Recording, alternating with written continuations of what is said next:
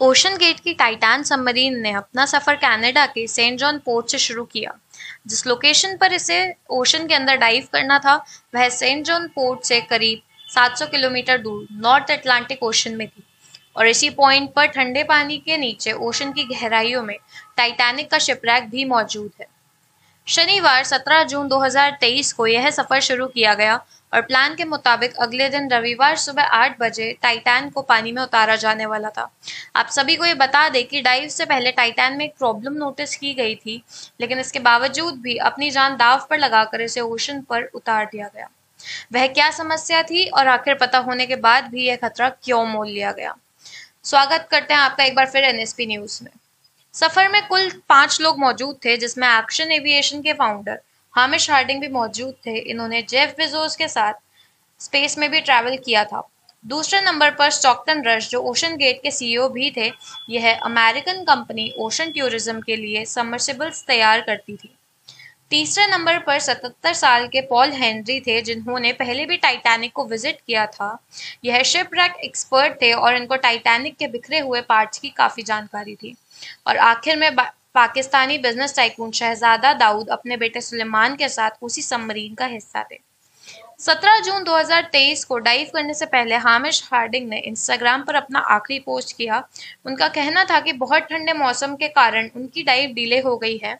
कल सुबह जब कुछ टाइम के लिए मौसम ठीक होगा तब हम डाइव कर लेंगे। यह 5 लोग अपना शौक पूरा करने के लिए अपने समय के सबसे मशहूर होगा। इस गहराई में पानी का प्रेशर 5800 psi होता है।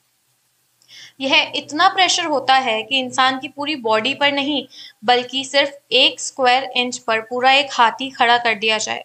तो अब आप अंदाजा लगा सकते हैं कि एक सबमरीन में कितने स्क्वायर इंचेस होंगे और उस पर कितना ज्यादा प्रेशर पड़ता होगा।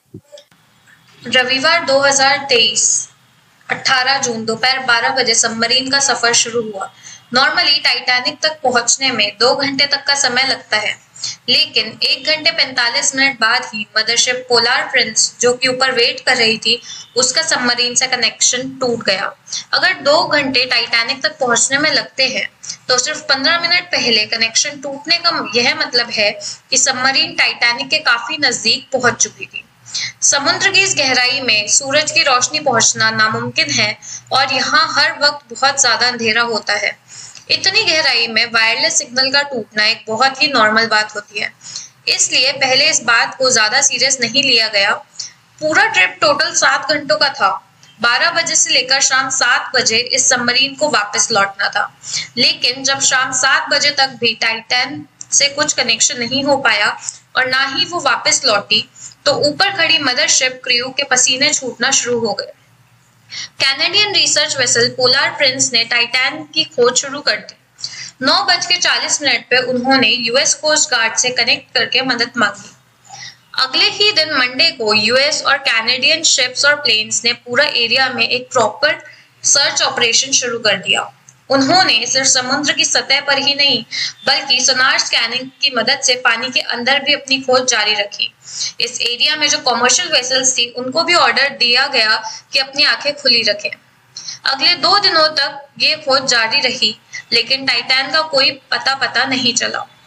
लेकिन फिर एक उम्मीद की किरण नजर आई। बुधवार 19 जून को 6 बजे रिसर्च टीम को पानी की गहराइयों में से कुछ आवाजें सुनाई दी। ये आवाज अंडर वाटर रडार से सुनाई गई थी।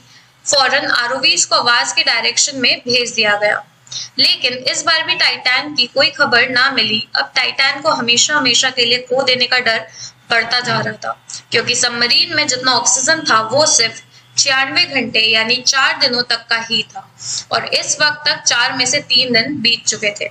लेकिन यूएस, फ्रांस और कनाडा की सर्च टीम्स ने हिम्मत नहीं हारी। गुरुवार सुबह 22 जून को दोपहर 12 बजे आरओवीज को टाइटैनिक के मलबे के पास भेज दिया गया। 3:28 पर आरओवीज, जो कि टाइटैनिक के मलबे के पास पहुंच चुकी थी, उसने टाइटैन के दुम का एक हिस्सा टाइटैनिक से 1600 फीट दूर पड़ा हुआ देखा गया। जो टाइटैनिक को देखने गई थी, अब उसी टाइटैन का मलबा पूरी दुनिया की हेडलाइंस बन गया था। इसका सिर्फ एक ही मतलब था कि सबमरीन पानी का प्रेशर नहीं सह पाई और समुद्र की गहराइयों में ही फट गई।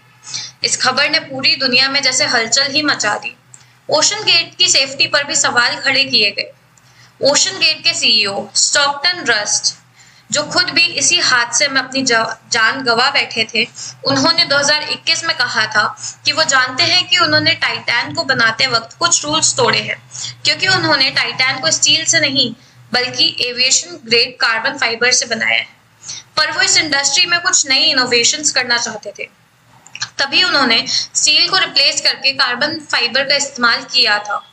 पहली बार लॉन्च से पहले टाइटैन को 5000 से 10,000 psi के प्रेशर पर भी टेस्ट किया गया था, जिसमें वो पास हो गई थी।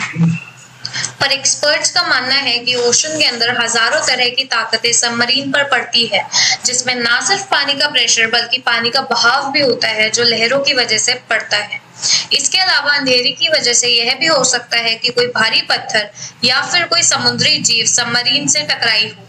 कुछ भी हो, लेकिन टाइटैन की तबाही की एक वजह उसका कार्बन फाइबर का हल था, लेकिन दूसरी वजह उसमें पहले से मौजूद क्रैक्स भी थे। जी हाँ, टाइटैन सबमरीन 2019 में कार्ल सेल नाम के एक बिजनेसमैन को भी लेकर गई थी और उस वक्त स्टॉकटन रश ओशन गेट के सीईओ ही उसे ऑपरेट कर रहे थे। कार्ल ने बताया उस समय जब वो नीचे जा रहे थे तो उनको टाइटैन की बॉडी में क्रैकिंग की आवाज सुनाई दी थी। उनकी स्टेटमेंट यह थी कि one point, I was actually even able to drive the submarine towards deeper water by the sound of the cracking gets wider. उस वक्त उन्होंने इस पर ज्यादा ध्यान नहीं दिया था क्योंकि उन्होंने ओशन गेट्स के सीईओ जिन्होंने खुद ये डिजाइन की थी उन पर पूरा भरोसा था। लेकिन इस हादसे के बाद उन्होंने CNN को बताया कि शायद वो आवाज इसी बात की वार्निंग थी कि टाइटैन की बॉडी पानी का प्रेशर बर्दाश्त नहीं कर पा रही है। अगर ये बात सच है तो इसमें कोई शक नहीं है कि टाइटैन की बॉडी में क्रैक्स पड़ना पहले से ही शुरू हो गए थे। 2018 में ओशन गेट्स के एक एग्जीक्यूटिव ने टाइटैन की कार्बन फाइबर बॉडी के खिलाफ आवाज उठाई थी। उनका कहना था कि ये प्रॉब्लम सबमरीन के फटने से सिर्फ चंद मिलीसेकंड पहले ही पता पड़ेगी, और असलियत में भी ऐसा ही हुआ।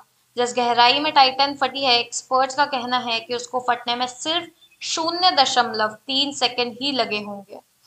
आशा करते हैं कि आपको NSP न्यूज़ की ये वीडियो को भी भरपूर प्यार देंगे। मिलते हैं ऐसी ही अगली दिलचस्प न्यूज़ के साथ। धन्यवाद।